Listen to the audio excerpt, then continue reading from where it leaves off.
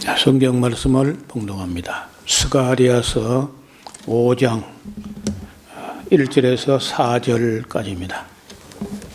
내가 다시 눈을 든즉 날아가는 두루마리가 보이더라. 그가 내게 묻되 내가 무엇을 보느냐 하시기로 내가 대답하되 날아가는 두루마리를 보나이다. 그 장이 20규빗이요 광이 10규빗이나이다.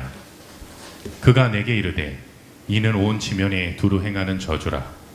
무릇 도적질하는 자는 그 이편 글대로 끊쳐지고 무릇 맹세하는 자는 그 저편 글대로 끊쳐지리라.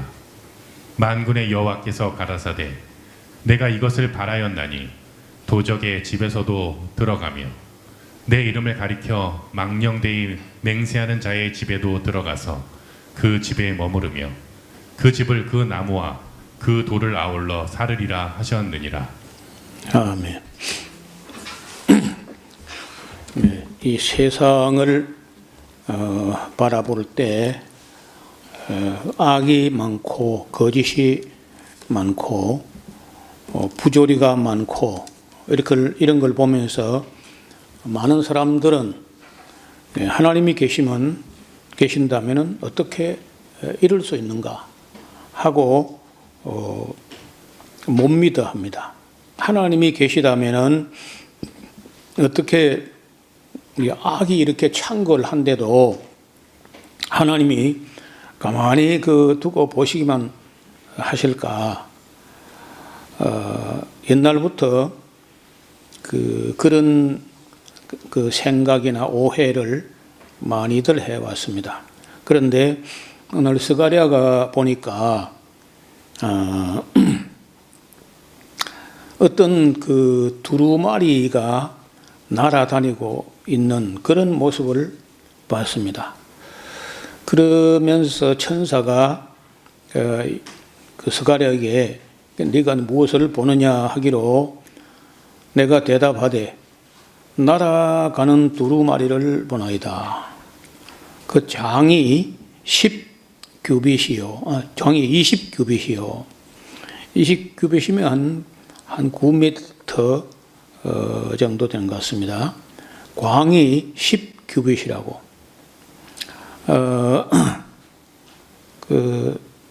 2대 1 정도 되는 거죠. 20규빗, 10규빗. 10규빗이면 한 45cm, 50cm가 1규빗이니까 한 4.5m, 그리고 한 10m 이런 정도 두루마리가 날아다닌다는 거예요. 그가 내게 이르시되 이는 온 지면에 두루 행하는 저주라. 무릇 도적질하는 자는 이편 글대로 끊쳐지고 무릇 맹세하는 자, 하나님의 이름을 망령되이 일컬으면서 맹세하는 자는 저편 글대로 끊어지게 된다. 그래서 이 저주의 두루마리가 사람들 눈에는 보이지 않지만은 도적의 집에도 들어가고 또 하나님 이름을 망령되이 일컬어서 맹세하는 집에도 들어가서 그 집에 머물면서 그 집의 나무나 돌을 아울러 사르게 된다. 그러니까 대체적으로 사람들이 왜 악을 하나님이 좀 빨리 좀 처리하지 않으시는가 하고 의아스러워 합니다. 그런데 만약에 정말 인간의 악을 행할 때마다 죄를 지을 때마다 그때마다 제각 하나님께서 심판하셨다면 아마 여기 있는 저와 여러분 우리 조상 때부터 벌써 다 망하고 없어졌을 거라. 그래 지금 그 사람은 정말 살아남을 가치도 없는 사람이라 할지라도 그 후손의 후손 중에서 누가 또 인물이 태어날 미래가 있는 거예요. 그래서 현재 그 사람은 죽어 마땅한 사람이라도 그 사람 후손 중에서 어떤 사람이 태어날지 우리는 몰라요. 그래서 왜 저런 사람 안 많은가? 그는 그 사람에 대한 하나님의 자비일 수도 있고 또 그 사람 후손 중에서 누군가가 하나님의 큰 일을 할 사람이 태어날 것이기 때문에 그 사람 자체로서는 용납될 수 없는 사람이라도 그 후대 누군가를 위해서 하나님께서 또 참아주시는 그런 섭리도 있다는 거예요. 그래서 하나님이 하시는 일을 우리가 다 알지 못한다는 겁니다. 그래서 하나님은 가장 선하시게 가장 자비로우신 분이시다 하는 걸 믿을 뿐이지 하나님 하시는 일을 우리가 다 알지 못해요. 우리가 다 알면 우리가 하나님이지. 그래서 때로는 우리가 모른다는 겁니다. 그래서 그 하나님은 가장 선하신 분이시다 하는 것 정도로 믿고 저런 악에 대해서도 오래 참아주심으로 나도 태어날 수 있었고 또 나 이후에 누군가가 또 태어날 수 있었다. 이렇게 이해하시면 어렵지 않을 것 같습니다. 그 다음에는 여기 좀 어려운 이야기가 나오는데 5절입니다. 내게 말하던 천사가 나와서 내게 이르되 너는 눈을 들어 나오는 이것이 무엇인가 보라 하기로 내가 묻되 이것이 무엇입니까? 그가 그러되 나오는 이것이 에바다. 에바라고 하는 도량형은 수분이 없는 곡물과 같은 그런 물건을 이렇게 계량할 때 담는 그릇입니다. 우리 같으면 이제 물기 있는 걸 담지 않고 마른 것을 담는 뒤라든지 한 대 이렇게 말한 것처럼 아니면 뭐 20리터 이 에바의 크기는 대체로 한 22리터 내지 23리터 정도, 그러니까 한 말 정도 되는 거죠. 이것이 에반이라 또 가로되 온 땅에서 그들의 모양이 이러하니라. 말이 좀 어렵죠. 자, 이 에바 가운데 한 여인이 앉아 있는데 하는 동시에 둥근 납 한 조각이 들리더라. 그가 그러되 자, 이거는 악이라. 이 악이란 것은 이제 그 여자를 두고 하는 말 같은데 그 여인을 에바 속으로 던져놓고 납 조각을 가지고 에바 입구 위에 던져 덮더라. 이렇게 납을 녹여가지고 딱 덮어서 봉해버리는 거예요. 내가 또 눈을 들어보니까 그 여인이 나왔는데 학의 날개 같은 날개가 있고 그 날개에 바람이 있더라. 그들이 그 에바를 천지사로 들었기로 내가 내게 말한 천사에게 묻되 그들이 에바를 어디로 옮겨가나이까 하매 내게 이르되 그들이 시날 땅으로 가서 그를 위하여 집을 지으려 함이라. 중공되면 그가 그 처소에 머물게 되리라 하더라. 좀 여기 지금 5장 5절 이하하고 6장에 있는 내용은 스가랴서 내용 중에 제일 난해한 그런 난제에 해당되는 뭐 여러 주석가들의 해석을 봐도 개운하지가 않아요. 어떤 여자인데 그 여자가 왜 예루살렘에 왔다가 다시 에바에 감금돼 가지고 봉해 가지고 다시 신할 땅 바벨론으로 왜 보내게 되느냐? 아마도 그 바벨론에서 살다가 70년 동안에 유대인들 중에서는 바벨론에 살면서 그 여자라고 하는 그 악한 신을 섬기던 그런 풍속이 아마 묻어왔던 것 같아요. 그런데 그걸 척결을 해가지고 에바에 담아서 납으로 봉인을 해가지고 신할 땅, 다시 바벨론 땅으로 다시 돌려보낸다고 하는데 그를 위하여 집을 지으려 하는데 준공되면 그가 그 처소에 머물게 되리라. 그 바벨론 신과 같은 그런 여신 뭐 이런 건 대개 이제 바빌론 신들인데 바빌론에 가서 거기다 집을 짓고 거기다 모시든지 말든지 해야지 예루살렘에 이런 불순한 것이 와 있어는 안 된다는 뜻으로 말씀하신 것 같습니다. 그 다음에 6장에는 내가 또 눈을 들어본 네 병거라고 하는 건 이제 전쟁터에 나가는 그런 전차라고 할 수 있는데 병거가 두 산 사이에서 나왔는데 그 산이 놋산이라. 그림을 좀 볼까요? 여기 그림대로 같으면 아까 어떤 여자를 에바라는 이 통 속에 집어넣고 뭐 통을 좀 너무 작게 그린 것 같아요. 또 에바라고 하면 그 에바가 한 말 정도 조금 넘으니까 뭐 여자가 들어갈 만하진 않아요. 여자가 들어가려면요 에바 한 2개, 3개는 해야 될 텐데 너무 작아가지고 이래가지고 어떻게 납을 가지고 덮어 씌우겠나.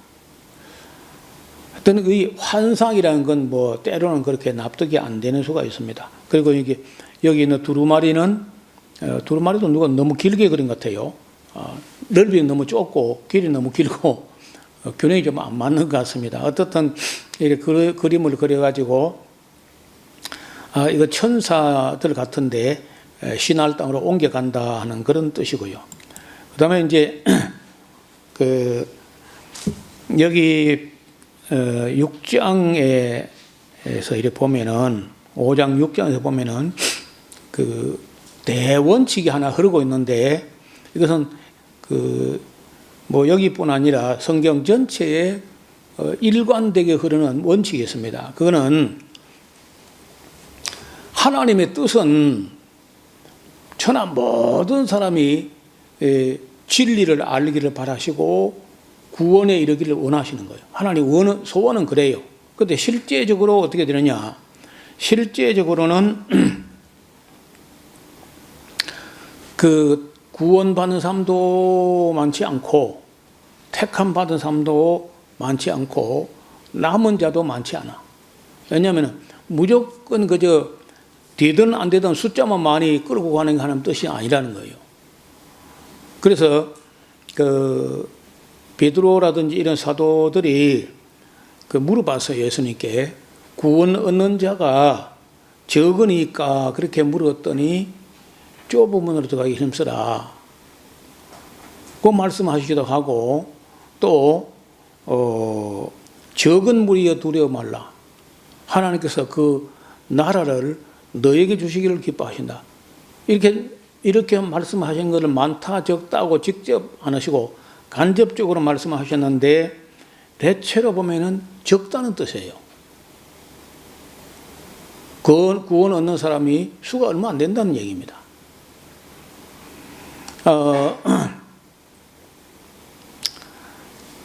애굽 땅에서 돌아올 때에도 도중에서 많이 탈락을 합니다. 애굽에서 나왔지만은 가나안 땅에 들어가지 못하고 광야에서 죽은 사람이 대부분이란다. 또 바벨론으로 갈 때 예레미야의 예언이 뭐냐 하면은 바벨론의 포로대에 가는 게 생명 얻는 길이다. 이 땅에 남아있기로 고집하는 사람들은 칼과 기근과 연병에 다 죽을 거야 했는데 거의 다 죽거든요. 그 바벨론 잡혀가는 사람이 해봐야 뭐 한 1만 5천 정도? 그것밖에 안 돼. 그러니까 많이 탈락을 해서 버렸어.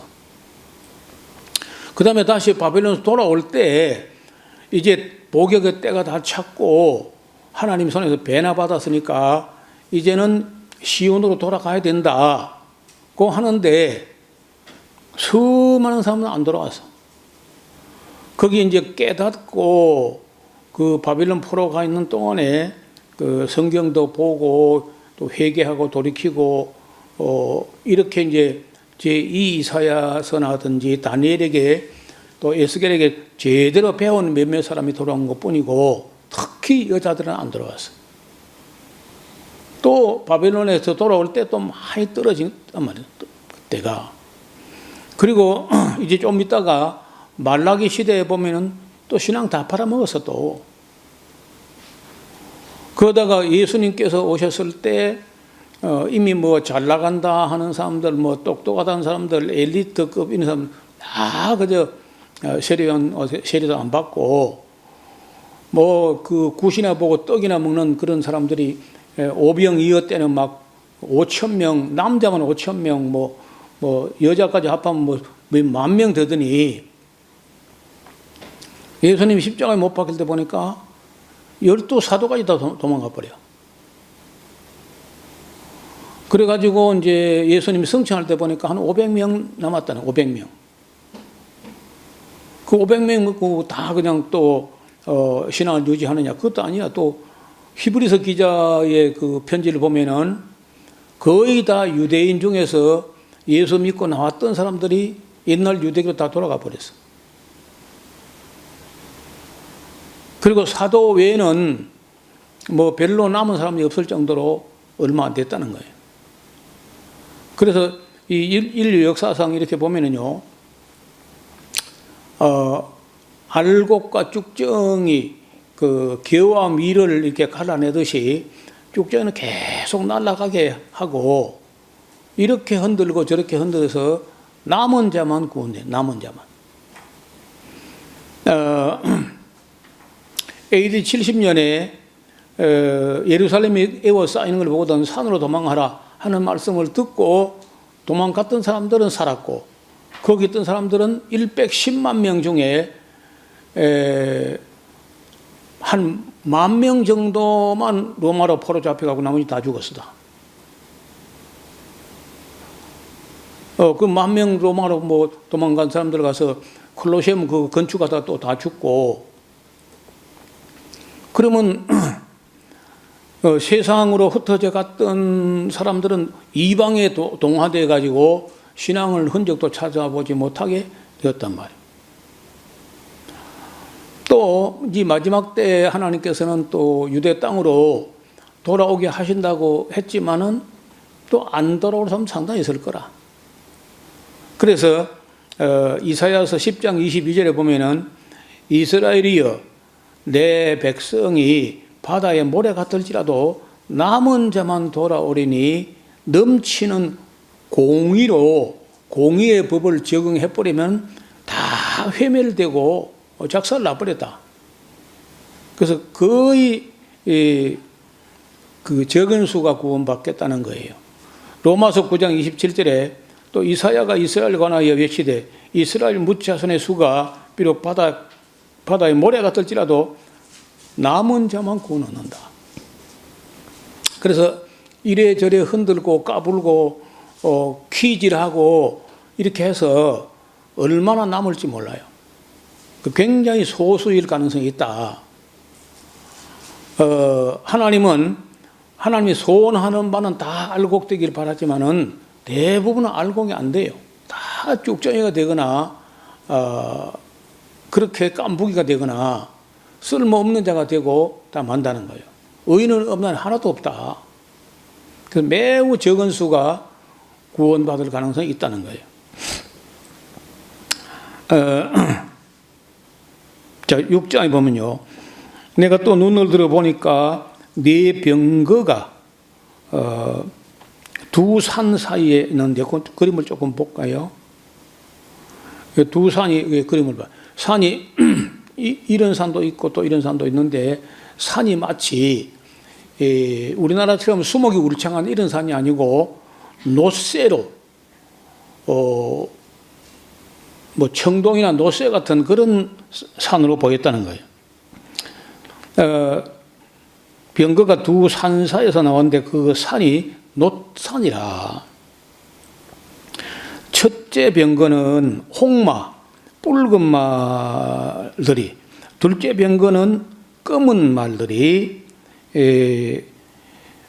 그리고 셋째 병거는 백마들이, 넷째 병거는 어룽지고 건장한 말들이 메었다. 그래서 그 네 가지 말들이 나오는데 홍마, 흑마, 백마, 그리고 마지막에는 얼룩덜룩한 그 어룽진 건장한 말들이 메었다는 거예요. 그 내가 내게 말한 천사에게 물어 가로되 내 주 이들이 무엇이니까? 천사가 대답하는데, 자, 이는 하늘의 네 바람인데 온 세상의 주 앞에 모셨다가 나가는 것이라 하더라.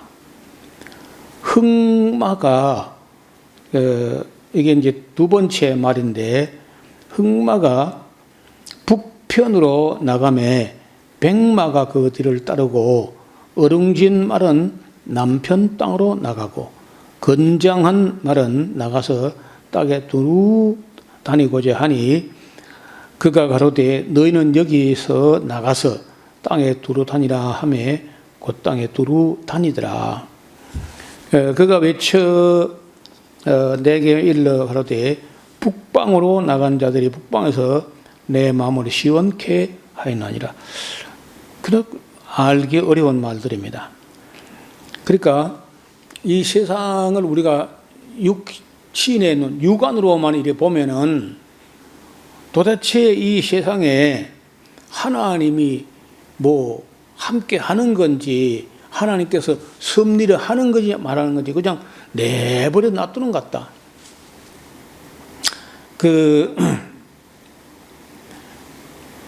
옛날에 그 영국 사람들이라든지 이런 사람들 중에 하나님은 그저 아무 섭리도 않고 창조만 해놓고 그냥 가만 보고 계신다.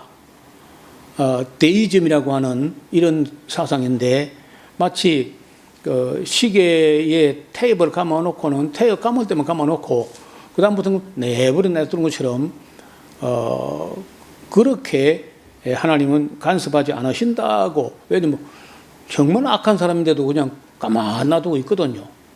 그렇게 이제 학자들이 그런 관점을 가지고 생각을 했는데, 여기 보면은 6장 1절에서 8절까지 보면은 우리 눈에는 보이지 않지만은 스가랴가 계시를 받아서 보니까 하나님은 온 세상에 주 앞에 모셨다가 나가는, 그래서 돌아보기도 하고 또 할 일을 하고 두루마리 저주는 저주대로 또 징벌할 건 징벌하고 한다. 그냥 그저 하나님은 내버려 두고 있는 게 아니다 하는 것을 시사한다는 거예요.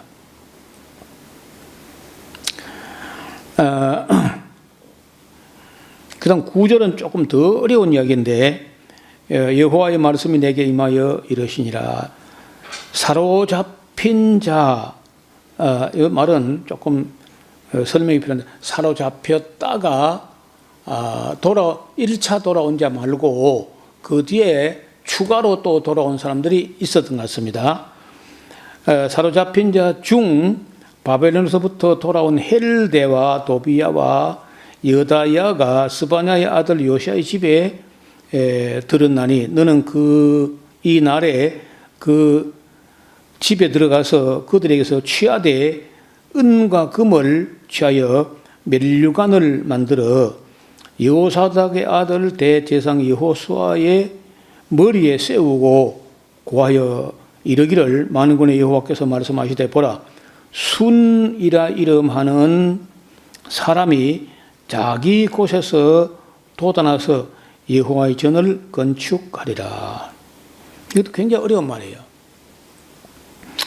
근데 그 1차 포로 기간에서 돌아온 사람들이 성전 건축을 하다가 얼마간 진행되다가 중단됐다고 말씀을 드렸는데, 이 중단됐다는 소식을 듣고 바벨론 쪽에 있던 사람들, 돌아오지 않고 있던 사람들 중에 어떤 사람들이 그새 또 마음이 좀 움직였던지 아마 자금이 없어가지고 뭐 어려운가 보다 해서 금이나 은이나 뭘 좀 챙겨가지고 온 것 같아요.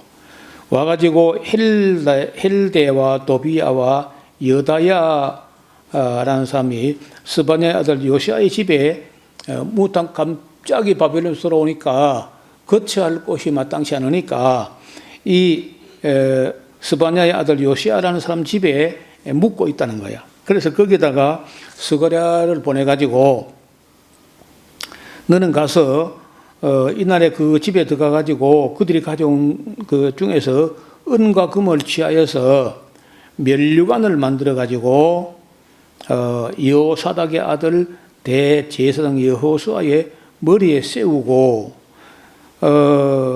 지난번에 이제 대제사장 여호수아가 무슨 그 이방 여자를 취하는 죄를 지어 가지고 그때 하나님 앞에 가서 이제 그 혼이 나는 줄 알았는데 하나님께서 그 죄가를 사하시고 그 더러운 옷을 벗기고 아름다운 옷을 입히리라 하셨을 때 그때 스가랴가 정한 관을 또 그 머리에 세워서 한 적이 있었어요. 근데 그때 그 관을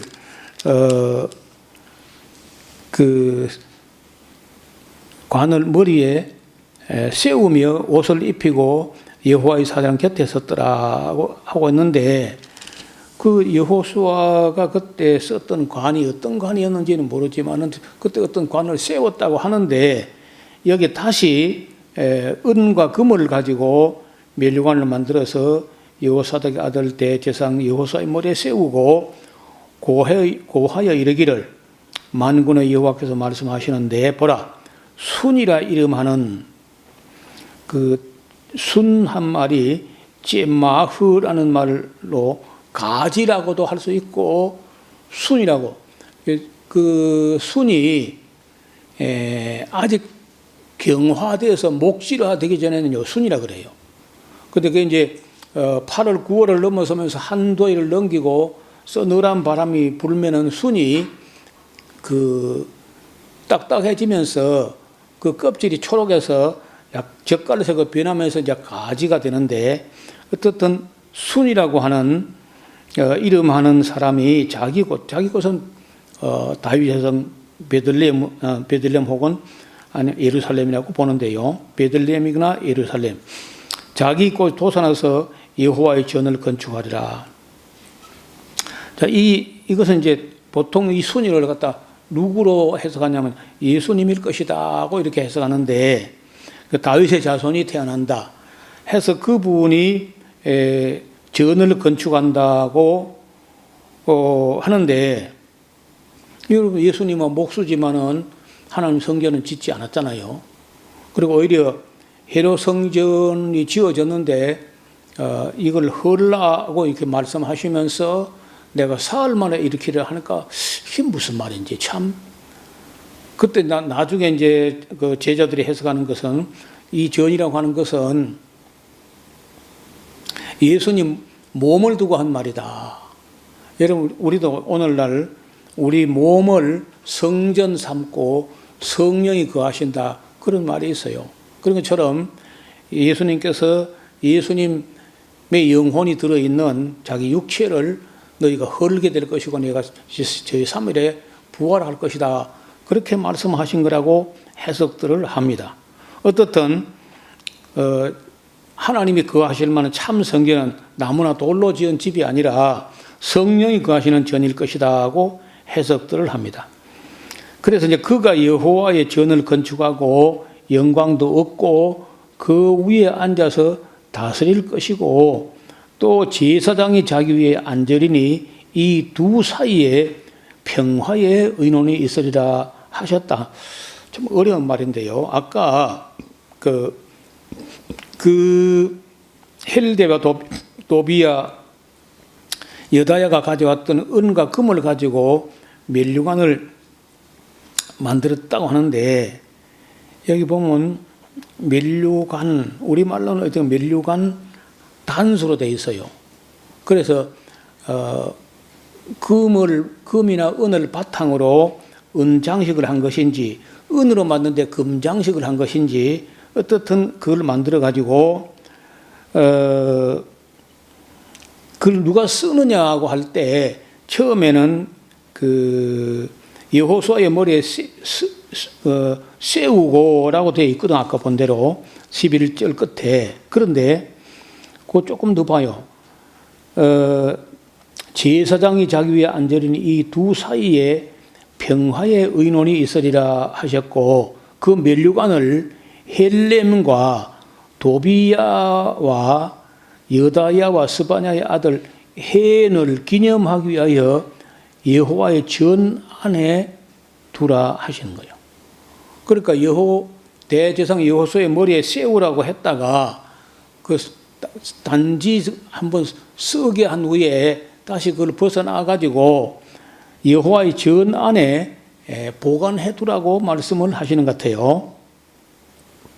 그러면서 15절 보면요, 먼데 사람이 와서 지금 때가 어느 때냐 하면은 그 성전 공사를 하다가 몇 년 한 5, 6년 하다가 좀 공사 중단되어 있는 가운데 이런 말이 있는 거예요. 15절에 먼데 사람이 와서 여호와의 전을 건축하리니 만군의 여호와께서 나를 스가랴를 너희에게 보낸 줄을 너희가 알리라. 너희가 만일 그 조건이죠. 가정법으로 너희가 만일 너희 하나님 여호와의 말씀을 청종할진대 이같이 되리라. 그럼 청종 안 하면 또 이것도 안 될 수 있다는 말처럼 돼요. 그래서 이 스가랴서 지금 5장 6장은 굉장히 어려운 말들로 이어져 있는데 분명한 것은 그 기름 부음을 받는 직분이 세 가지 직분이 있는데 첫째는 왕이고 둘째는 제사장이고 또 셋째는 예언자입니다. 그러면은 지금 허물이 있어가지고 더러운 옷을 입고 있었던 대제사장 여호수아, 그리고 지금 지도력이 미흡하거나 사람들에게 별로 존경이나 인정을 받지 못해가지고 무시를 당하고 있는 총독 스룹바벨, 그리고 젊고 아직 나이는 어린 스가랴, 이 세 직분이 다 정상적으로 같으면 기름 부음을 받은 그런 권위가 있는 분들인데 아시는 대로 스가랴는 나이가 어리고 스룹바벨은 지금 나이도 많을 뿐 아니라 지도력도 별로 없어가지고 성전 공사가 중단돼도 어찌하지 못하고 있었고, 그리고 대제사장 여호수아는 그 이방 여자를 취해가지고 또 어떤 비난의 대상이 되고 이랬던 건데, 다시 말하면은 그들이 바벨론 돌아왔지만은 처음에 열정은 대단했으나 막상 일을 하다 보니까 회방도 있고 투서가 들어가고 고발장이 들어가고 그래서 공사가 중단되고, 그리고 사람들이 가져왔던 거 다 자기 집 짓는 데 다 써버리고 어려워졌다는 거예요.